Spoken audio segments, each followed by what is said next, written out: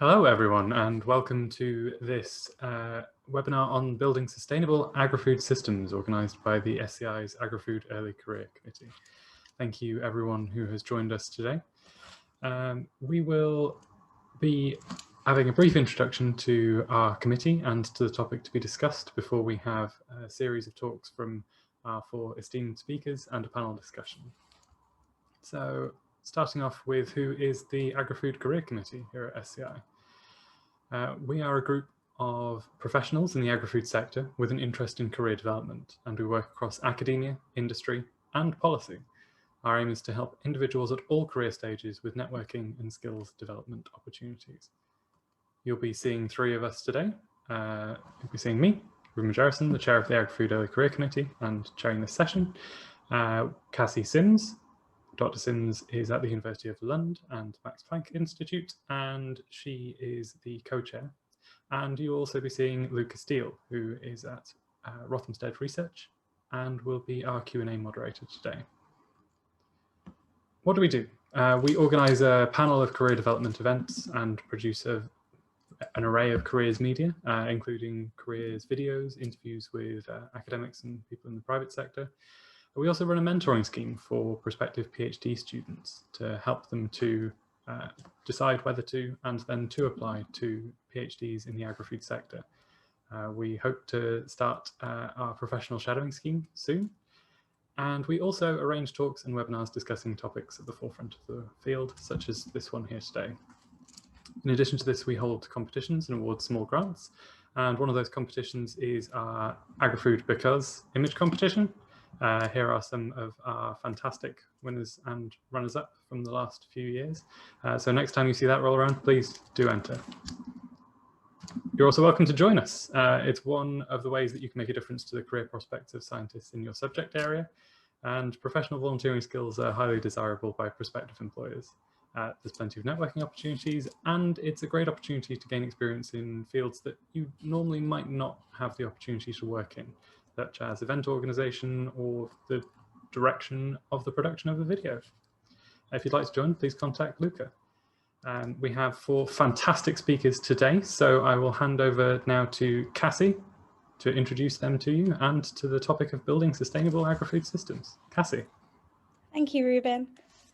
So when we went to the shops last year during lockdown, I'm sure many of you remember that we faced empty shelves, restrictions on the number of items you could buy.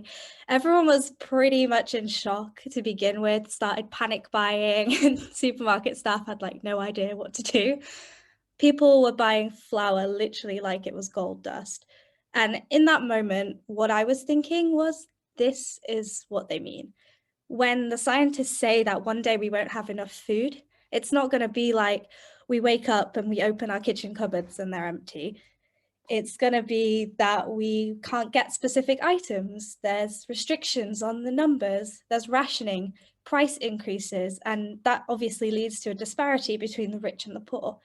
And I think it made me realize at least how important a topic like sustainable agri-food systems is. Now, we're all aware of climate change, and I think it's something that's definitely going to be touched on and talked about today, and how it impacts agriculture and how agriculture in turn impacts it. I think the two things are very closely intertwined, and as the climate changes, so does our ability to grow and process food. But I think it's not just climate change that becomes a factor, and I'm sure we can all agree that the world is changing a lot. Other things are changing too. Social attitudes, for example, and what people choose to eat. The economy is changing all of the time. Distribution, processing methods, and even things that we can't predict, like pandemics, can have significant impacts on the food supply chain. So I think it's really important that we consider all of this, and we consider that we shouldn't just be trying to make just enough food to feed everyone, but we should be trying to make a system that is sustainable, that can withstand change, and that can adapt. To do that, we need innovation, we need diverse people, and we need diverse skill sets. I hope today's talks will inspire people and inform you about this topic.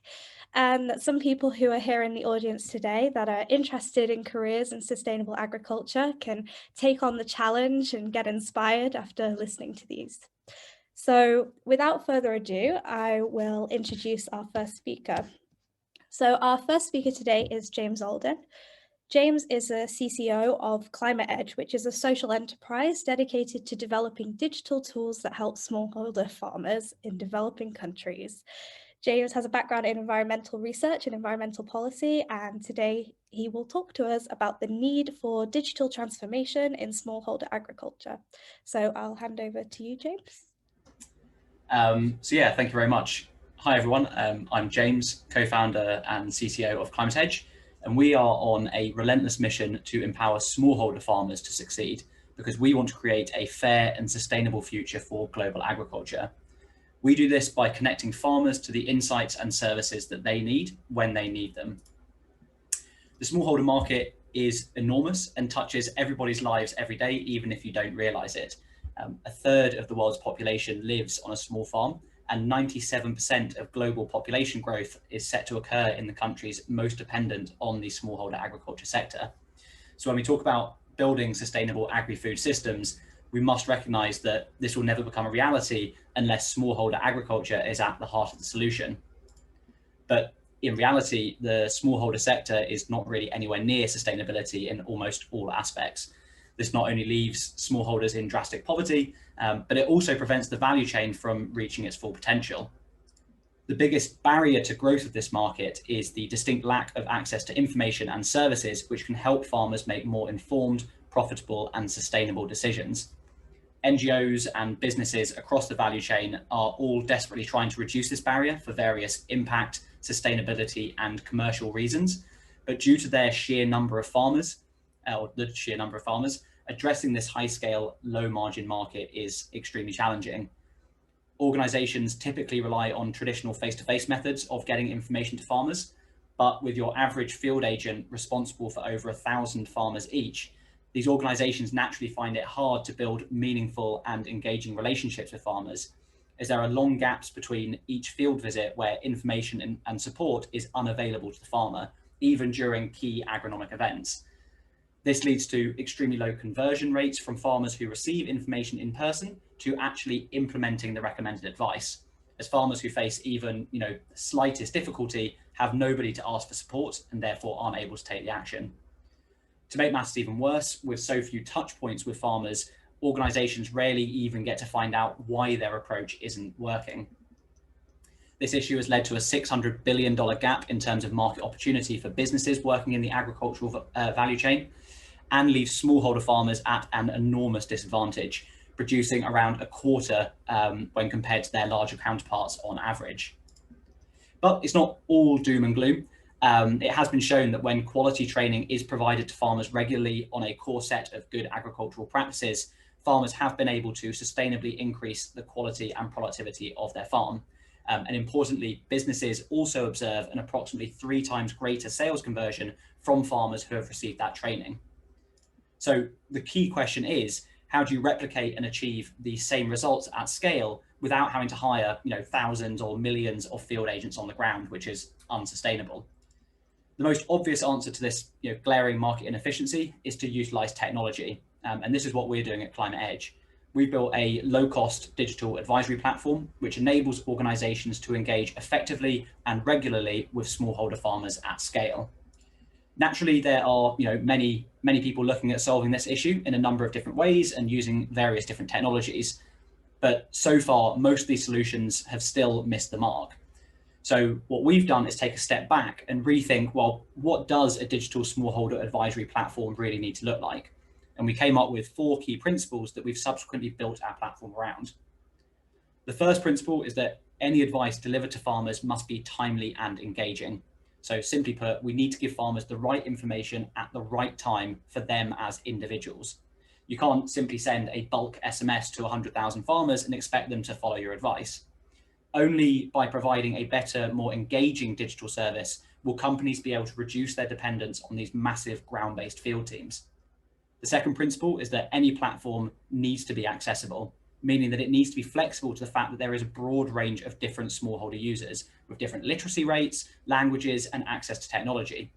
Too many people that we've seen are building apps in countries where smartphone penetration is extremely low and data is prohibitively expensive. So again, the solution needs to work for farmers as well as the organizations in the value chain providing the solution. The third principle is integrating proper user feedback, which is extremely lacking at the moment, without which it's impossible to adapt and iterate farmer advice over time and learn about what is really preventing farmers from making improved decisions. And finally, we know that a big barrier when working with smallholders is the fact that it's a high scale but low margin sector. And therefore, the last key pillar is making sure that our business model actually reflects the nature of the market. So what does this look like in practice? Well, what we've created is a fundamental back-end logic, so software logic, that allows organizations to automate the delivery of key services via SMS, voice, and WhatsApp without losing the quality and integrity of that service.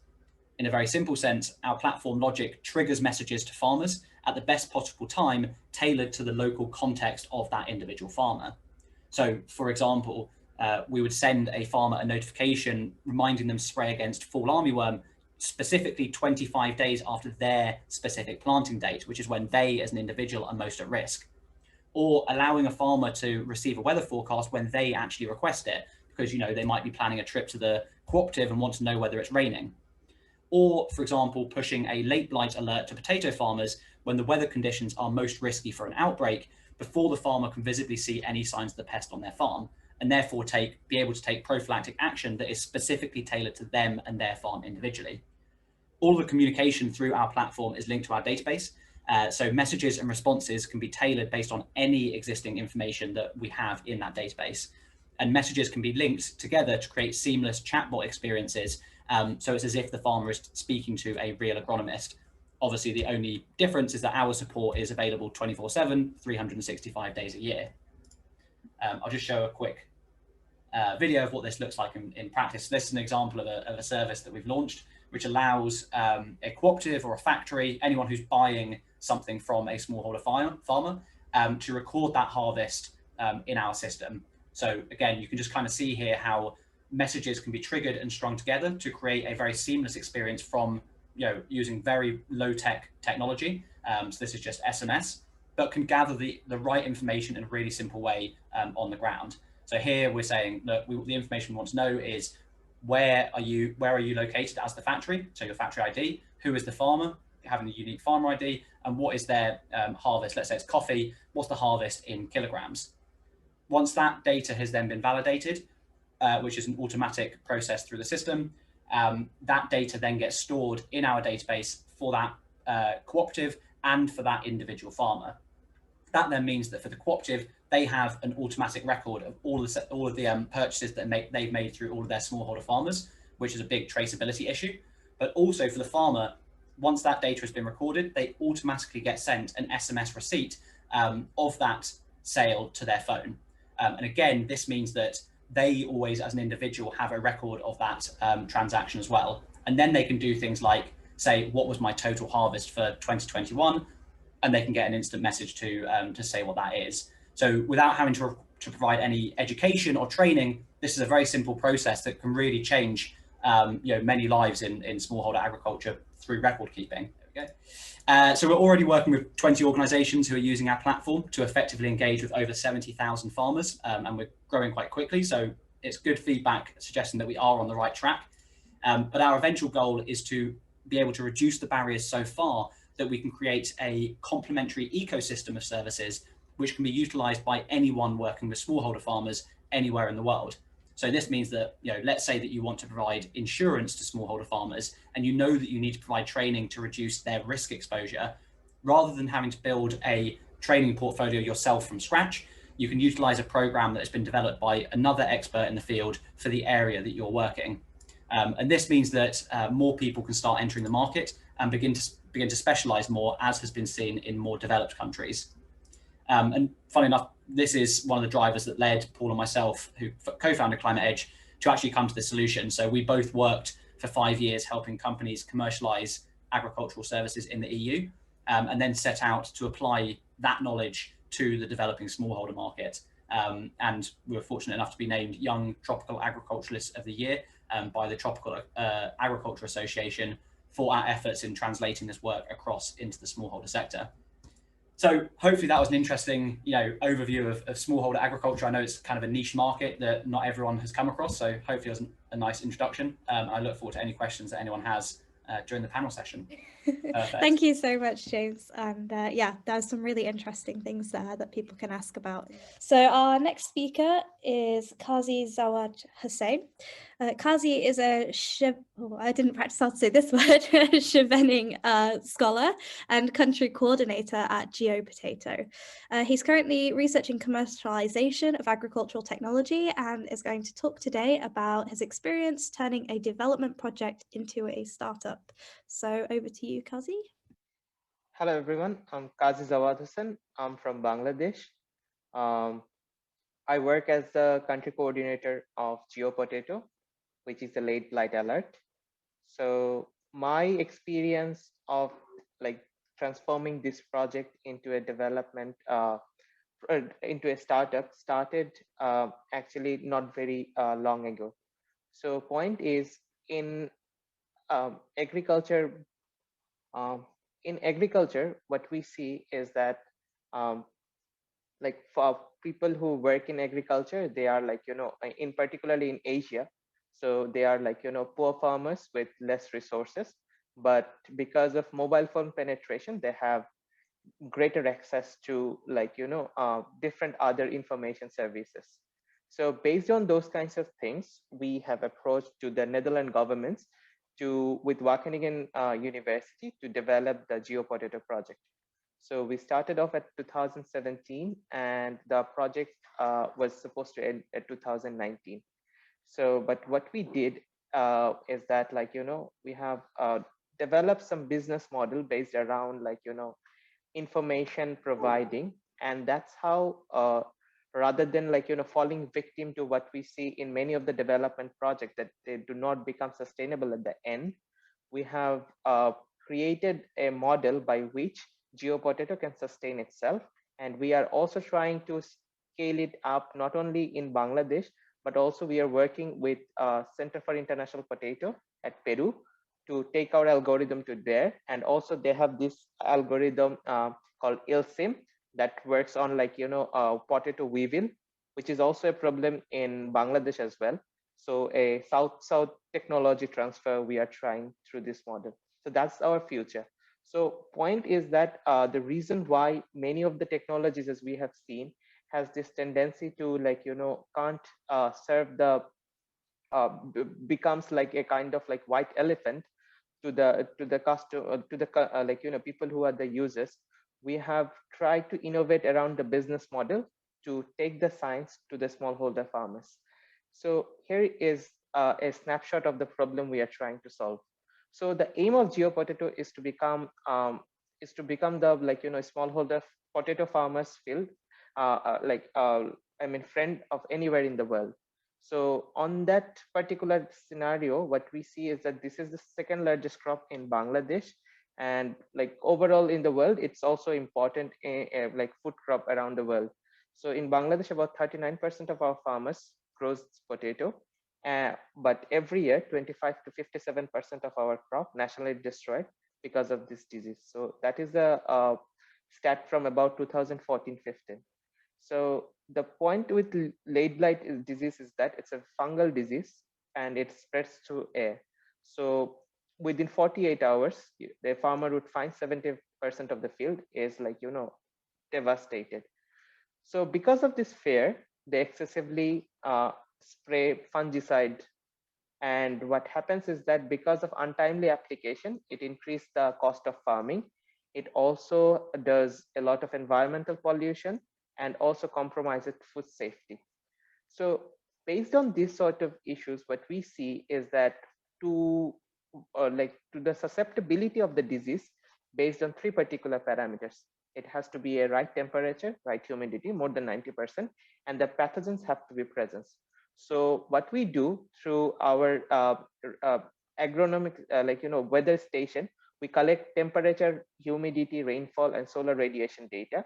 And we also get the crop growth status data through our satellite image processing.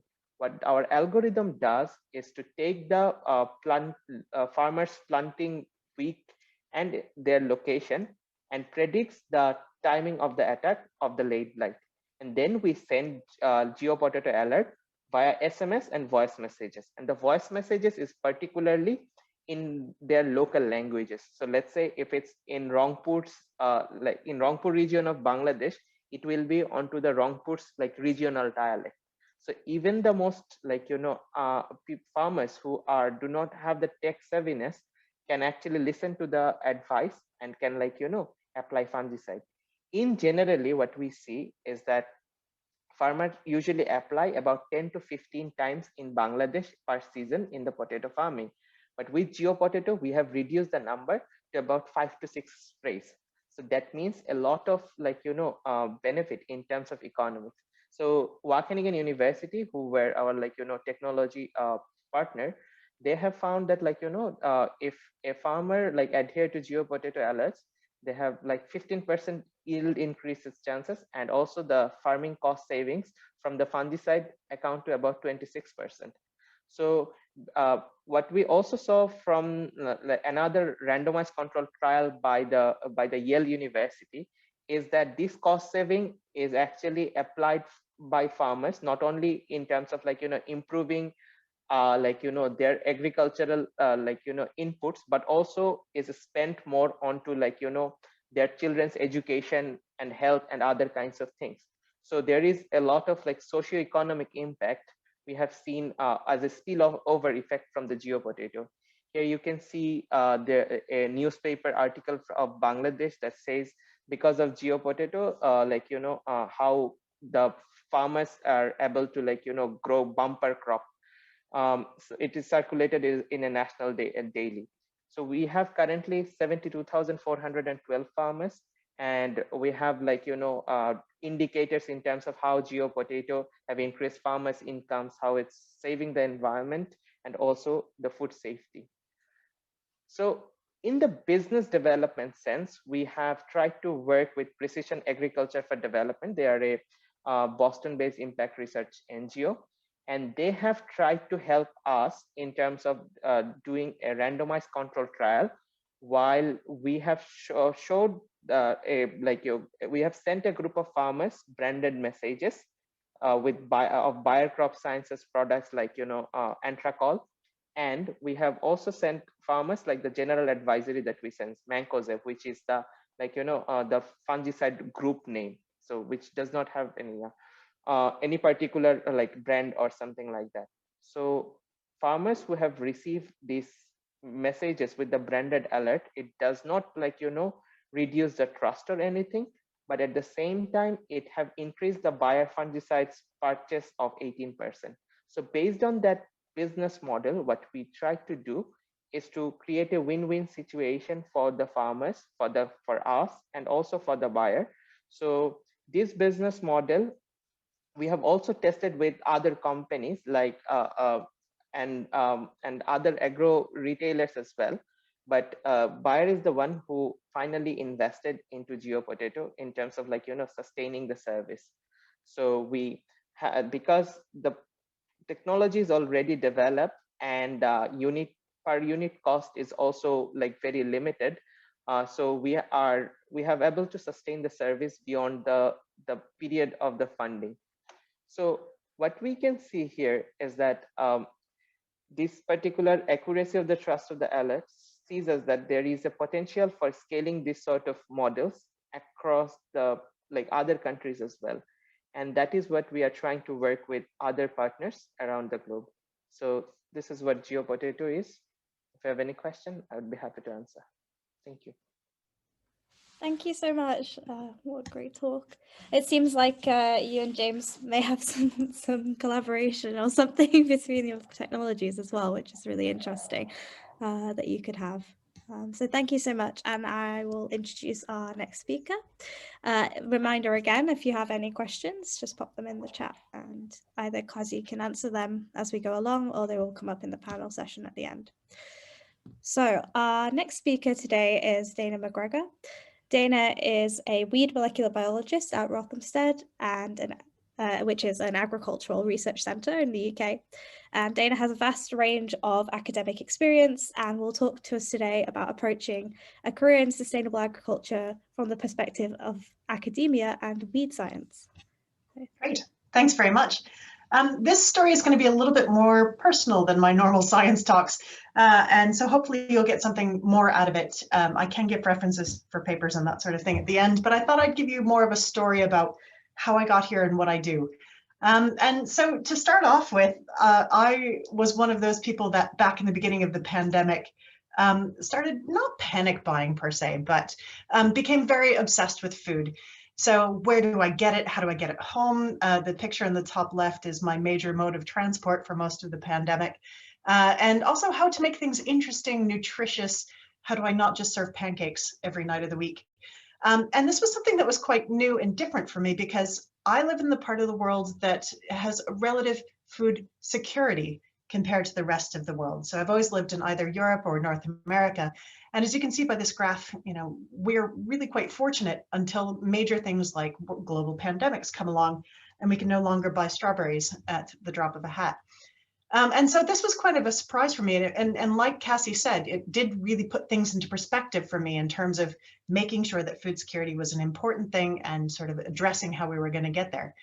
But this was something that was on my radar for a long time, not just because of the pandemic, but because this is kind of where I've chosen to invest my energy academically.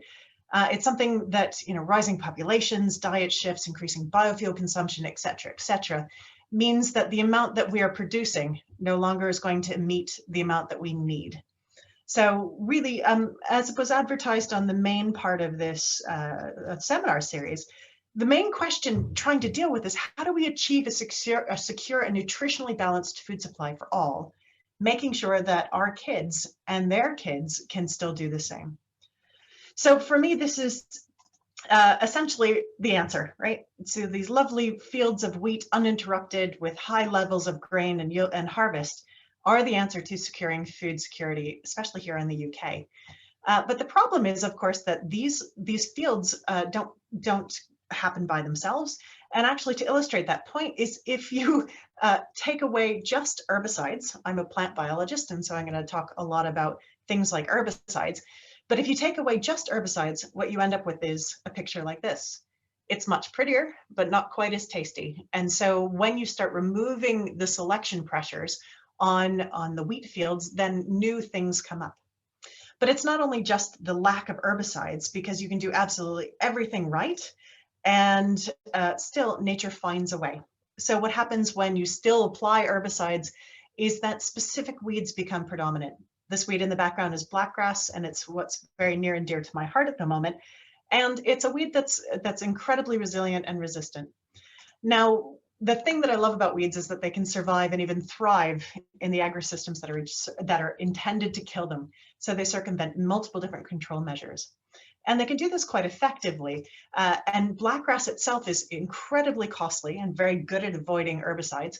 But it leads to some really significant problems. So this isn't just a problem of it not being quite as economical, but really significantly not as economical. So £500 million pounds of income is lost to farmers. And this equates to about 1.2 billion loaves of bread. So if you remember from my first slide, I too started baking during lockdown. And this means a lot of my very sort of not so pretty, but very tasty loaves of bread might be different over the next wee while. And so the way that I'm approaching this is that I feel that a better understanding of what confers weediness will allow us to both identify strengths and weaknesses, both of which can be exploited. And the reason that I started to go down this road was because if you know the enemy and you know yourself, then you need not fear the result of 100 battles. And so if you imagine that each of these tiny little red dots on the right-hand side of the graph are the battlefields in which battles against blackgrass are currently being fought, that's a lot of battles. So if we can know ourselves and know the enemy, then we can overcome those battles. And so the way in which I'm approaching this is actually to bring the molecular lab and make the tools of the molecular lab applicable to agricultural weeds. So this shouldn't be a surprise because on my title slide, you have a little weed molecular biologist here. But nevertheless, what I'm trying to do is to bring agricultural weeds, which typically aren't studied in molecular labs, bring them up to date. So we need things like access to omics, we need genomics, metabolomics, proteomics, so we know what's possible to be made, what is being made, and how it's creating differences in the plant. And then we need tools to ask questions directly about what's happening in those plants. So does this gene lead to that phenotype? Is this thing necessary? Those sorts of questions. Things that we can ask routinely in model organisms, but we don't usually address in problematic real world harm problems like weeds. So I'm not going to tell you very much science today. Most of it I'm just going to gloss completely over, but I just wanted to focus for 1 second on the fact that, yes, I made glowing blackgrass. So the image on the bottom right is a picture from my paper back in April, which shows that I can transform transiently blackgrass with GFP. Now, the reason that I did this wasn't just because glowing blackgrass is pretty cool, but enabling reverse genetics allows you to ask questions that you for form and function. So access to omics allows you to know what's there, and reverse genetics allows you to ask, what does it do? So I'm going to show you one slide of science, and that's this one.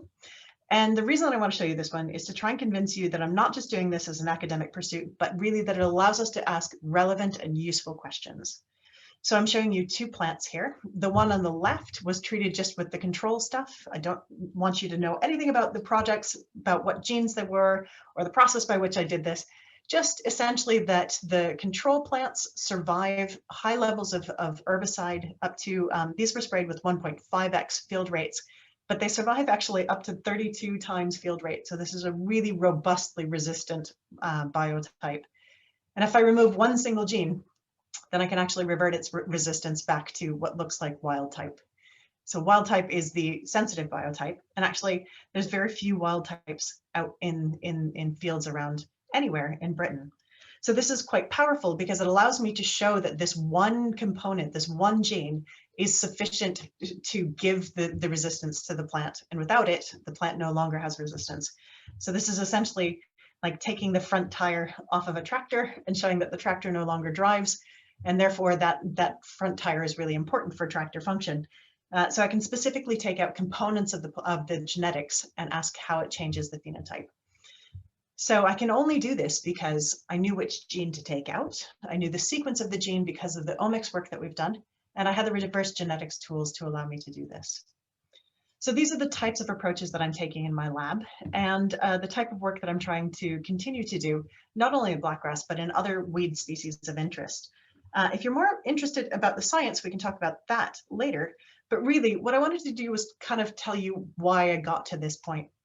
And I did this because I figured I'd tell you the little story of where I've been. I started off my childhood in New Hampshire, and then I did my biochemistry and molecular biology bachelor's degree. I got a PhD in molecular genetics and cellular biology. I did my first postdoc, the lab moved. Did my second postdoc, the lab moved. I started a fellowship, and then finally I'm here as a research scientist at Rothamsted Research. So I said that this was going to be sort of more of a personal story than a scientific story.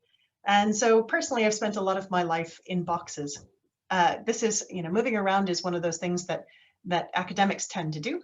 And it does mean that you get very, very efficient at filling Thermo Fisher boxes with all of your stuff. But it does also mean that I have friends all over the world, and I've experienced all sorts of different types of techniques and technologies and experiences, and I've been able to bring all of that to my own lab. So not only do I have this sort of experience, but I just wanted to tell you that I have lots of experience of the roller coaster of life that is an academic life. So in academia, you have incredible highs where the paper's been accepted, the application's been promoted. So you have incredible highs where everything is going absolutely right. There's also incredible lows where you get rejections. I'm not just saying rejection, I'm saying rejections because they happen. And then there's the sort of up and down daily experimental grind where some days they work, some days they don't.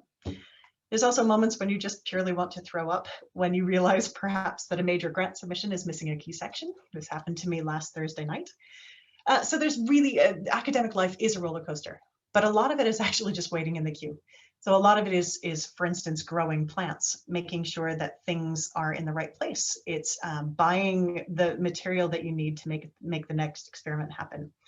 So academic life is not always as smooth and as lovely as it may otherwise be. Now, this unpredictability and emotional highs and emotional lows added to the idea that very few people actually work their way up through. This is hopefully one of those slides that I'm sure that everybody has seen some iteration of. And I'm really quite lucky. I'm very happy. I love my job. I love the fact that I can make glowing black grass. And so that has really sustained me through all of these other bits. Of course, all of my friends, I have friends now, again, all over industry, all over in various iterations of academic careers outside of academic science.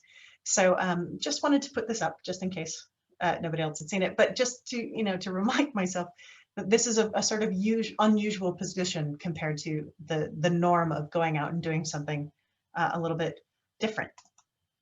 So I wanted to give you three main take-home messages, not for the science bit, but for the personal bit. My main take-home messages for you are to unconditionally and absolutely love the work that you do. This will sustain you through the incredible highs and incredible lows, and will allow you to celebrate little everythings whenever you can. I would also recommend that you cultivate an inner source of flexibility, resilience, and salesmanship, because these three traits will see you through all of the boxes, all of the roller coaster rides, and get you a chance to convince somebody that they need to hire you so that you can make glowing weeds, things like that. So for the take-home messages for the science, if you know the enemy and you know yourself, then you need not fear the result of 100 battles. So as I said, I am a molecular geneticist, I'm a weed molecular biologist, and what I'm doing is I'm trying to better understand blackgrass from the level of omics and from the level of what those actual genes are functioning to do in the plant, so that I can help farmers who are represented by all of those little tiny red dots. Those are real farmers. I can help them to do the battle that they are doing on a daily and regular basis. Just wanted to remind you of who I am, since I've just told you that I know myself. I'm Dana Mcgregor, and you can get in touch with me either on Twitter or through emails. And I'm really excited to see what happens with this panel discussion. Thank you, Dana. But we have one more speaker for today, who is Emily Norton. So Emily is Head of Rural Research at Savills and Director of the Oxford Farming Conference for 2021 to 2023. They interpret rural climate and sustainability policy and help clients develop land-based investment strategies, including the new Agriculture Act in England. So I will hand over to you, Emily. Thank you very much, Cassie. And in a dramatic bit of complete unpreparedness, I was just finishing off my slides at the start of this talk. So what I'm going to try to do is to share my screen and see if we don't blow the entire system up, which you think doing this for a living, I would be much better prepared for. What I wanted to focus on today, the challenge that I had was given to talk to you all about was a bit more of a kind of a career path and a bit of sort of careers advice, basically, as to how to think about sustainability within a work context. The point being, okay, how are you going to make sense of this massive existential threat, which is facing all of us? It's the biggest challenge, the climate crisis. How do you actually even think and begin to explore a career in that space without feeling completely crushed by the seemingly hopeless prospect facing all of us? So it's a pretty big and massive existential question, which for anybody at the start of their career, looking at the world around them and hearing all of the media stuff in this space, you may think, why would I even bother? So my talk today is even more personal than Dana's talk was, in order to kind of, I hope, help you give some optimism that the work that you guys will all be doing, at whichever level you're doing it, is really important, and not to feel that you're not something that's going to make a difference. So I think the sort of subtext of my heading was, you're never too small to make a difference, right? Where I started, I grew up in agriculture. I'm from a family farming business, a small mixed dairy and arable farm in Norfolk. And I spent the first part of my life being very much in love with the entire thing that I saw around me. But what happened was I did a law degree. I was very academic, did some science related A levels and then a law degree, and then a master's in sustainable agriculture when I realized I didn't want to stay in London being a boring lawyer.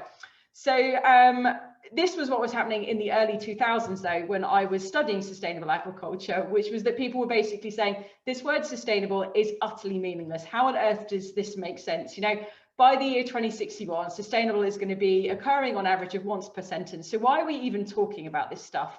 But for me personally, at home in my farming system, it felt incredibly important because I saw all of these forces going on around our small farm, thinking these are not sustainable. We're not able to make a living from this. We're having to extract more in order to stay still. And it was beginning to kind of understand, what does it mean for us to be socially and environmentally neutral, let alone positive, but neutral, that brought me into this idea of food politics. And, you know, that increasingly got this idea of the system is broken. So how do we think about the agri-food system? We went from, you know, right back in the 1990s and even before, we've been aware of all of these accumulated issues going on. So what I did, I learned how to make cheese. I created an added value product from the produce of our farm, and sort of sustainability became an added value element of what it was that we were doing within our food and farming system. I spent a huge amount of my time speaking to consumers, though, in order to understand what it was that was relevant to them. You know, I could talk till the cows came home, literally, about the benefits of a mixed rotational agricultural system, including a combination of roots and cereal crops in a rotation. And actually, Dan, it's still really interesting to see that those root crop rotations mean that you don't get the same blackgrass problems. You know, I could talk for hours about how that resonated, how that made sense within our system. It did not resonate with consumers at all. They literally didn't have the bandwidth to understand it. And so I began then to think, well, what are the rules of the system that are kind of, you know, making it mean that we have to kind of sell this as an added value element in order to be sustainable? And I think that's where I've really kind of become more interested in this recently. Back then it was of relevance to consumers. Then it's become of relevance to business. And now I see increasingly that it's global finance who are really interested in sustainability and sustainability as a condition of market entry. And I think that's where we're really getting to across the piece at the moment, is understanding that these functions are becoming embedded in everything that we're thinking, as opposed to just an added value element to society. So where I am now is probably somewhere a little bit different from that idea of sustainability, and in it not really being quite good enough, quite a technical approach. Understanding the rules that guide us is really important. Policy drives the incentives that help agriculture and agricultural systems survive or be more dependent. But in my opinion, sustainability probably should be an accountancy function, and that's where it gets a little kind of confused when we think about businesses at the moment. Where is it that we're accounting for sustainability? How are we holding ourselves to account in this stuff? And so the issue that we've got within this agri-food space is that the system, the entire system, needs to change. And I think that presents a bit too much of a facing for people.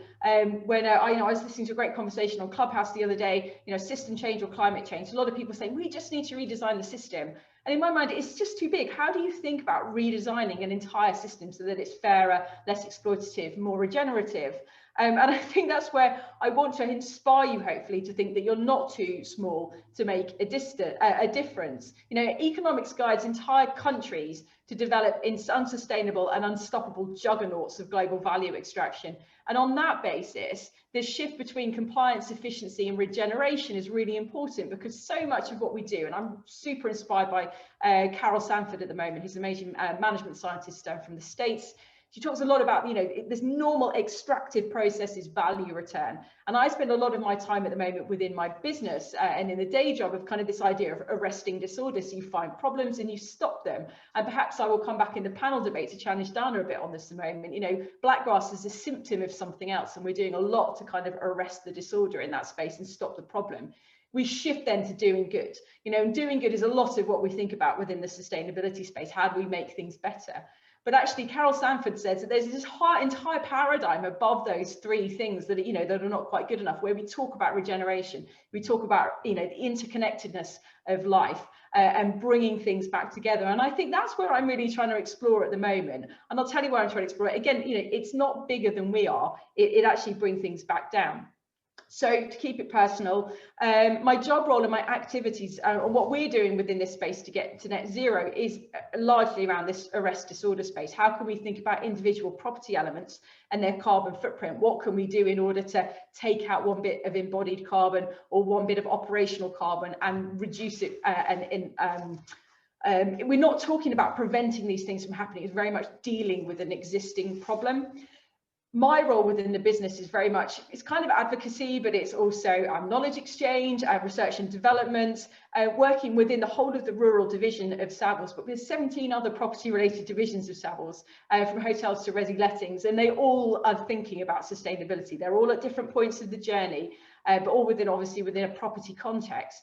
There's a key focus within my work on the fact that agriculture and rural land use is both the source of problems, and it's also a, sorry, that'll be the puppy, and it's also a supply of opportunities and solutions into this space. So we're really, really interested in how rural land can provide us a source of opportunity in order to prevent a lot of problems happening going forwards. So what's next? That's where I've been. That's kind of what I'm doing. I'm really, again, inspired by this whole idea of how we be regenerative. Understanding those 4 levels of paradigm. When you start to think about those 4 levels of paradigm, you'll see all of this stuff going on all the time in the way that people are thinking and talking about problems. We've got to get above that idea of doing good and into a space where we're regenerating stuff. Also, this whole idea of being anti-heroic, it sounds a bit oxymoronic, but I think it's so important. For so much of my life, I thought that somebody else is going to save us. Technology will save us. There's going to be something out there, you know, that kind of fulfills that idea of the hero's journey. Actually, if we take self-responsibility and we begin to start with ourselves and say it's up to us to regenerate ourselves so we can help other people help themselves, you begin to see that you've got this idea of influence. Every single moment of opportunity I have to be anti-heroic, to be just good at what I do and the best at what I can do, it produces opportunities to influence others in the way that they are acting. And as service providers, as scientists, as researchers, and whatever role you're doing, you're beginning to see how the work that you are doing has the ability to influence other people. And that brings us to this idea of this essence, who we are as individuals. And I think this has been the one key thing that's really saved me from being completely squashed by the enormity of all the problems that we've got to solve and we've got to face. To begin to say, actually, we're all just multiple touch points with other people. And if I can work as a team, if I can create a network of positivity and influence across that space, then I get to have much further reach in the things that I'm trying to achieve. And I think that is the key way in order to magnify the opportunity that we've got in order to kind of tackle some of the global scale issues. That's how we redesign the system. It's not by getting above the problem, it's probably by starting within it and starting with ourselves. And I think that's really important. So Carol Sanford has this great idea. It starts with self. You build it to your team, that creates a regenerative organization, which then creates regenerative political systems. And I think it's such a powerful way of thinking about the role that we can play. So just to finish things off, I just wanted to land you with this one, because so much of the technology and innovation space at the moment is utterly focused on net zero. Net zero food systems, net zero property, net zero land use, forestry offsets, and the entire thing. Okay, I do not doubt for a second that we are going to succeed in this challenge to manage climate change and find net zero solutions. But that is why it's so important that we continue to think about regenerative systems, because what's after net zero, okay? And that's what I'm going to leave all of you with. It's a much bigger picture than even the biggest picture we could possibly think about. How do we create a really good life for everybody that's on a balanced, healthy, diverse planet, and not just meeting those immediate arrest disorder challenges of climate change as we see it at the moment. That's me done. I'm very much looking forward to having a conversation about any and all of these topics, and I look forward to hearing your thoughts. Thank you.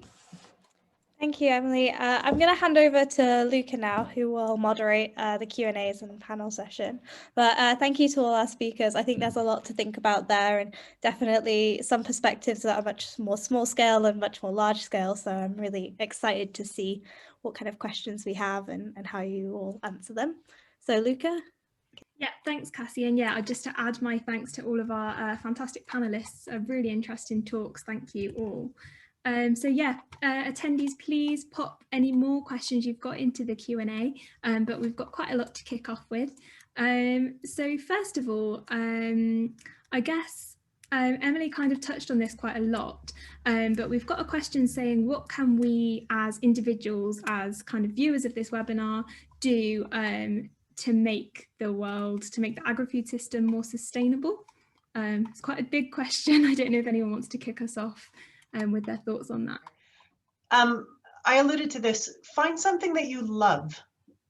Right. It's really important that you are not doing sustainability because that's what's fashionable or what's necessary, or please, because it is necessary, but do it because you love the work that you do and then apply it to something that's then going to help.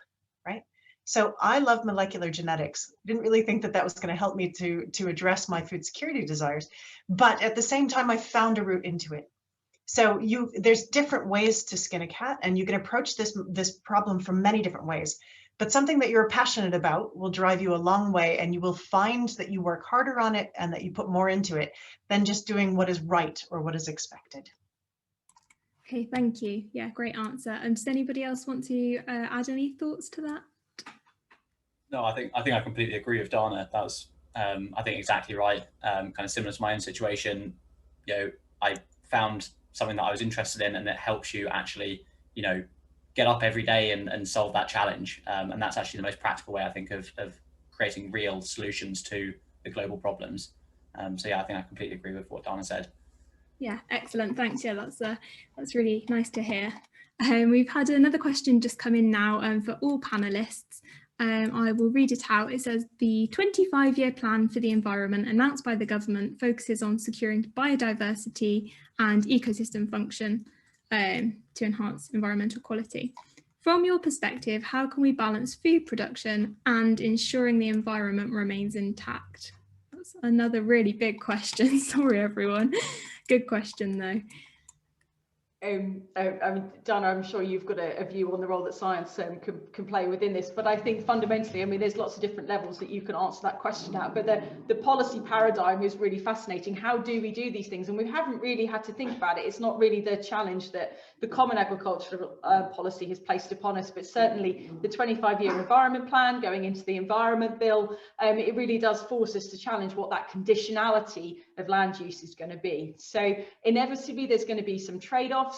I think there's a lot of visioning that's going around this whole agri-ecological space, where it's very much integrated systems within nature. I think the reality of the situation is that for the scale of the number of people that need feeding, if there's any kind of resource challenge, a further separation between natural systems and food production is inevitable.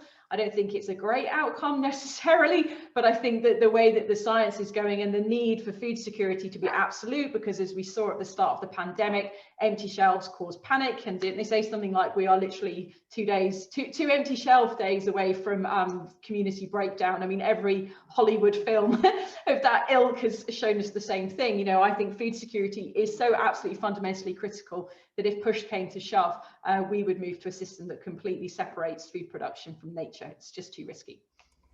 Yeah, I think just sorry, Dana. One comment from my side is I think I touched upon this actually in my presentation, that, and I think it's something that not a lot of people realise, is that 97% of human population growth from this point on is going to occur in developing countries, and that is where as I mentioned, 70 to 80% of their food comes from smallholders, and they are producing around a quarter of their potential. So there is a lot of room for sustainable intensification in those areas. It's not happening like in all cases, like we've seen in the coffee sector and in a lot of the different crop sectors, that even in those places it's easier to extensify than to improve production on the land that already is being used for agriculture. And that's actually one of the big reasons why we are so passionate about helping smallholders improve their productivity, is that has to be a big part of the solution. And I think there's different solutions in agri for like developed agriculture in places like the UK and Europe, but I think there's a lot of work that needs to be done and a big focus to be put on developing agriculture as well. That's going to be a big part of the solution. Great, thank you. Any more comments on that? No, that's fine. Oh, sorry, Dana. Just really super quickly, there's some scope.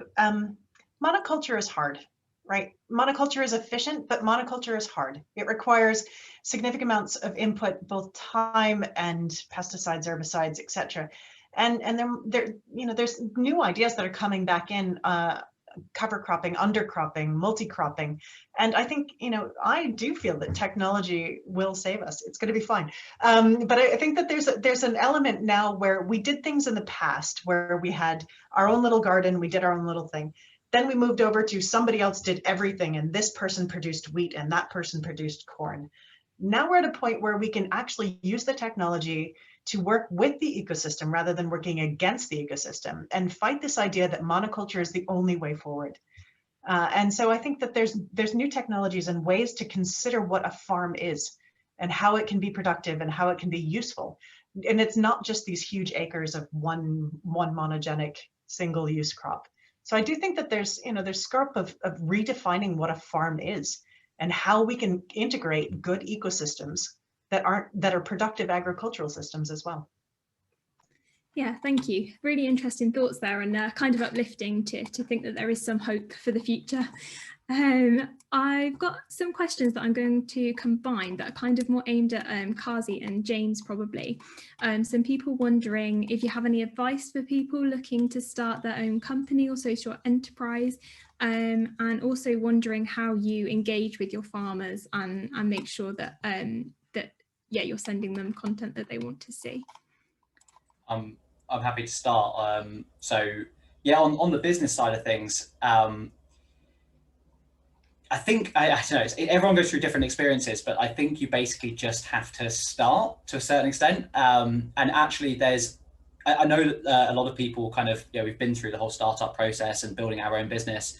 And you kind of encounter this question a lot. It's like, how do I take the risk of not having a job and all these kind of things? There is a lot of support out there for businesses starting in the UK and all over the world, but a lot, especially we were in the UK. And if you're doing something that is related to agriculture and sustainability, there's loads of support out there that can help you take that first step. And then also, what I was really surprised at when we started our company is that people are so willing to help. So for example, I actually worked for a university, I worked for Imperial when I first started the business, and I just spoke to my line manager and said, look, do you mind if I go down to 4 days a week so I can spend 1 day a week on the business? And then, as the business grew, I then cut that down to 3 days a week, 2 days a week. And then eventually we were able to go full time on the business. And, my team at Imperial were really, really supportive in that. And I think you'd be surprised at how many people are willing to give you a bit of, leeway and give you the support that you need, because they recognize that you're trying to do something that you care about and are really passionate about. And most people want you to succeed. I don't know if Kazi wants to kind of like address that same question as well. Yeah, I think what James says is right. Like many people will support. At the same time, particularly in developing country, you also have have a lot of barriers in terms of trying to start a business. So, but if you are persistent, you can get on with it. But at the same time, you have to make sure that you have the right mentors and also have right investors, because you can, if you are developing it, you can choose who you want to work with. So make sure you do the right partners and right things. So the better you take these early decisions, the better you can survive in the harsh business world, to be honest. Yeah, excellent. Thanks. Yeah, really useful advice there. I think we can push the limit and ask one more question. So if all the panelists wouldn't mind giving a fairly concise answer to this last question, I think it's quite interesting. So Amy has asked, how do you think your work might change in the face of climate change? And what major obstacles are there to overcome? So I don't know who wants to answer that first. I'll go first because it's easy. I've got a legitimate excuse not to travel to pointless meetings anymore. If they can happen on Zoom, they should be on Zoom. Yeah, good point. That's relevant to a lot of people, I think. Thank you. Dana, have you got anything to add there? I think weeds are one of those wonderful examples that demonstrates that in response to agriculture and environment, things will change. So blackgrass is now the UK's #1 weed, but 35 years ago, it was #9. And so in response to climate change and changes in agriculture, there's different things that emerge, right? So if you had talked to a very old weed biologist, older than me, they would have told you that you were working on the wrong thing. Blackgrass is nothing to work on. So things will always evolve and change, and we will have to adapt what we are working on, what we know, how we address our scientific questions in response to the way that the world is changing. But also, as I mentioned, you know, technology is changing. The way that we think about agriculture is changing. So perhaps once monoculture changes, then there'll be a totally different response. This is in part job security because there will always be a question that we need to answer, right? So scientists will never run out of questions when it comes to agriculture, because agriculture is linked to food and people will always want food. So this is great. I'm not being succinct. But what I'm saying is that in response to climate change, we don't know what's going to come, but there will be a problem and it will need solutions. Absolutely, yeah. I think this question is a really nice one to wrap up on, actually. Kind of covers a lot of the themes that we've been talking about today. Kazi, have you got any further thoughts on that? What I believe that digital technology can help like farmers get advanced information. So that one thing.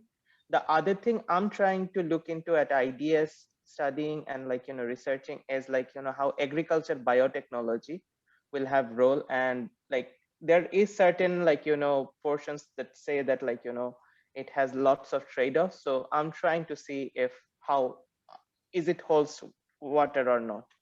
So I think digital technology and agriculture biotechnology has lots of potential, but at the same time, we have to make sure that it's more equitable, does not become paternalistic, and can actually serve smallholder farmers at the end. Yeah, thank you. And James, any final comments?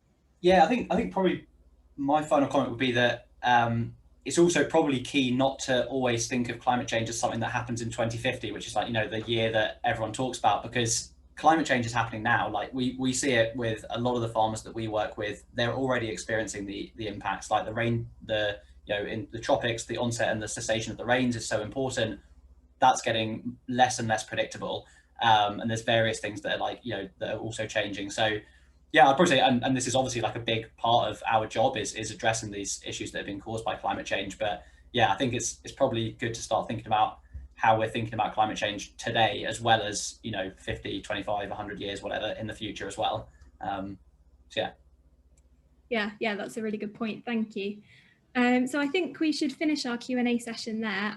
I just want to say from my perspective, it's been really inspiring to hear from all four of you and to know that, yeah, as I said earlier, there's some degree of hope for the future and that people are working on these really relevant issues. So yeah, thank you all. I will hand back over to Ruben to just wrap up. Thank you very much, Luca. Yeah, so just a final thank you to all of our speakers, James, Kazi, Dana and Emily, and also to Cassie and Luca and everyone working behind the scenes at SCI who's helped to make this webinar a success today. Please remember that SCI is a professional society. You can join. There are a number of benefits from joining. I particularly recommend the travel grants if you are an early career researcher. Many people on the committee have won them. It is a very supportive environment to be in, offers a number of networking opportunities, and enables you to maybe set up your own webinar.